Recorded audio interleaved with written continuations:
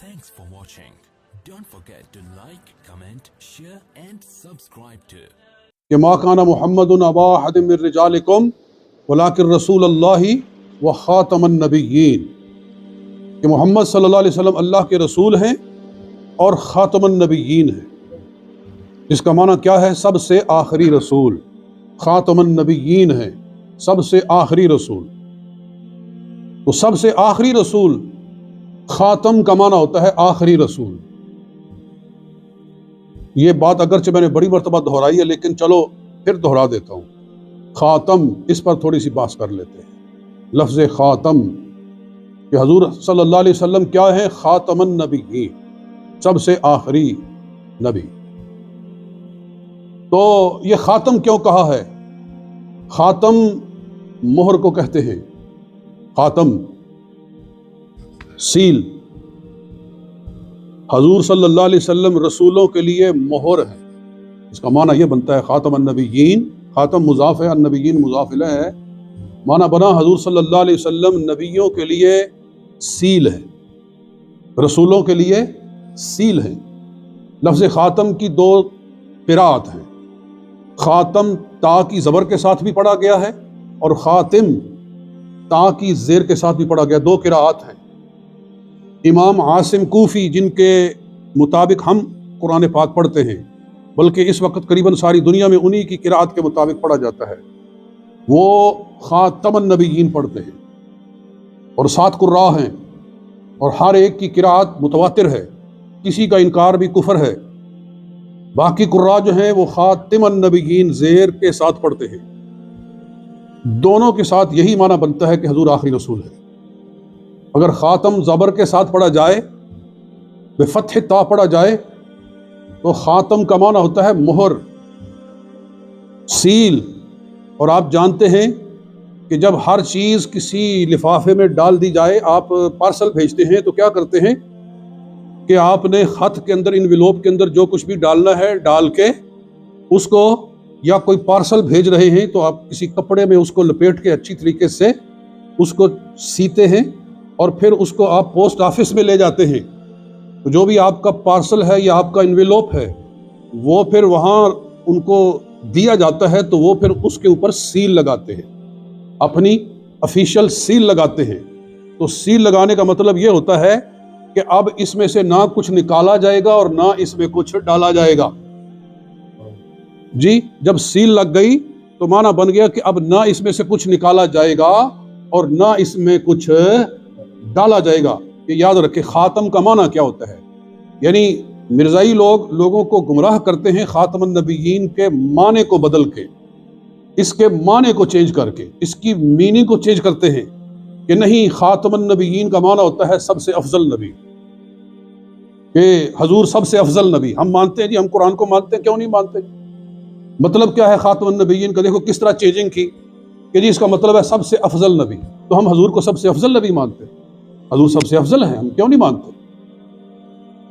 تو اس طرح سے لوگوں کو گمراہ کرتے ہیں۔ میں آپ کو ایک علمی انداز میں واضح کر رہا ہوں، چونکہ یہ ریکارڈ ہو رہا ہے، کسی تک بھی پہنچے گا تو اس کو فائدہ ہو سکتا ہے کہ لفظ خاتم کا مطلب کیا ہے۔ میں نے بتایا اس کی 2 قراءت ہیں، ایک زبر کے ساتھ ہے، خاتم النبیین۔ تو خاتم کسی بھی لغت کو اٹھا لے، لغت کی جتنی کتابیں ہیں، المنجد اٹھاؤ، لسان العرب اٹھاؤ، جی، اور المغرب اٹھاؤ، جتنی بھی عربی ڈکشنری کی بکس ہیں میرے پاس ساری پڑھی ہوئی ہیں الحمدللہ، سب کے اندر خاتم کا مطلب ہوتا ہے سیل۔ حضور صلی اللہ علیہ وسلم نے اپنی انگوٹھی بنوائی، اس کو کہتے تھے خاتم۔ حضور علیہ الصلوۃ والسلام کی خاتم، آپ کی انگوٹھی، اس زمانے کے اندر جو بادشاہ ہوتے تھے یا کسی قوم کا جو سردار ہوتا تھا، اس کی جو مہر ہوتی تھی، اس کی آفیشیل جو سٹیمپ ہوتی تھی، وہ اس نے اپنی انگوٹھی میں رکھی ہوتی تھی۔ حضور علیہ الصلوۃ والسلام نے بھی اپنی حیات مبارکہ میں انگوٹھی پہننا ویسے پسند نہیں فرمائی، لیکن جب آپ سے عرض کیا گیا کہ آپ جو بادشاہوں کو دعوت اسلام کی کے خطوط لکھ رہے ہیں، تو وہ جو بادشاہ ہیں وہ بغیر سٹیمپ کے کسی لیٹر کو قبول نہیں کرتے، تو آپ کو پھر انگوٹھی بنوانی چاہیے۔ تو حضور علیہ الصلوۃ والسلام نے اس موقع پر چاندی کی انگوٹھی بنوائی تھی، اور اس کے اندر لکھا ہوا تھا محمد الرسول اللہ، محمد نیچے اوپر رسول اوپر اللہ، حضور صلی اللہ علیہ وسلم نے احترام میں اللہ کا نام اوپر رکھا، درمیان میں رسول اور نیچے محمد، تو اس طرح لکھا ہوا تھا محمد الرسول اللہ، تو وہ پھر سٹمپ لگا کے آپ نے بھیجی۔ اس لیے انگوٹھی کو بھی خاتم کہتے ہیں اور سٹمپ کو بھی خاتم کہتے ہیں، اس لیے کہ اس زمانے میں جو سٹمپ ہوتی تھی وہ انگوٹھی میں ہوتی تھی، اس لیے دونوں کو خاتم کہا جاتا ہے۔ تو رسول اللہ صلی اللہ علیہ وسلم کو اللہ نے فرمایا خاتم النبیین، آپ رسولوں کے لیے مہر ہیں، آپ رسولوں کے لیے سیل ہیں، آپ رسولوں کے لیے سٹمپ ہیں۔ مطلب یہ ہے کہ جب پارسل مکمل ہو جاتا ہے اور پھر اس کو بھیجنے کا وقت آتا ہے تو اس کے اوپر لاسٹ سیل لگائی جاتی ہے۔ مطلب یہ ہوتا ہے کہ اب اس میں سے نہ کچھ نکالا جا سکتا ہے اور نہ کچھ اس میں ڈالا جا سکتا ہے۔ حضور صلی اللہ علیہ وسلم کو اللہ نے خاتم النبیین قرار دے کر فرمایا کہ جب محمد مصطفیٰ صلی اللہ علیہ وسلم مبعوث ہو گئے تو اب نہ سلسلہ رسالت میں سے کسی کو نکالا جائے گا اور نہ سلسلہ رسالت میں کسی نبی کو ڈالا جائے گا۔ بات سمجھ میں آ گئی؟ تو یہ معنی ہے حضور صلی اللہ علیہ وسلم کے خاتم النبیین ہونے کا کہ جب آپ تشریف لائے تو پھر سلسلہ رسالت کے اوپر سیل لگا دی گئی، مرسلین کے سلسلے کے اوپر آخری سٹمپ لگا دی گئی، اب یہ محمدی مور لگ گئی ہے، اب مدینے والی سرکار کی سلسلہ رسالت پر سیل لگا دی گئی ہے۔ اس سیل کے لگا دینے کے بعد اب جو بھی دعویٰ کرے گا کہ میں رسول ہوں اور رسول میں گھسنے کی کوشش کرے گا وہ جھوٹا اور کذاب ہے، اس کا ایمان سے کوئی تعلق نہیں۔ بات سمجھ میں آ گئی؟ تو اس کو پلے باندھنا چاہیے۔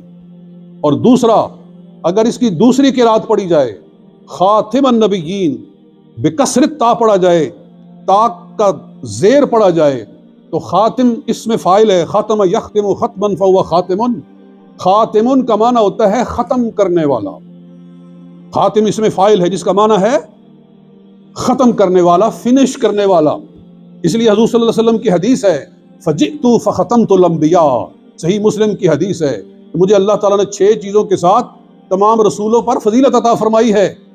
ان میں سے ایک یہ ہے کہ حضور علیہ الصلوۃ والسلام نے فرمایا کہ فجئت جعلنی خاتم النبیین، مجھے اللہ تعالیٰ نے خاتم النبیین بنایا، فجئت فختمت الانبیاء، میں آیا اور میں نے سلسلہ نبوت کو ختم کر دیا۔ جی ہاں، یہ صحیح مسلم کی حدیث ہے۔ تو اگر کسرے کے ساتھ پڑھا جائے، زیر کے ساتھ پڑھا جائے، پھر بھی یہی معنی نکلتا ہے۔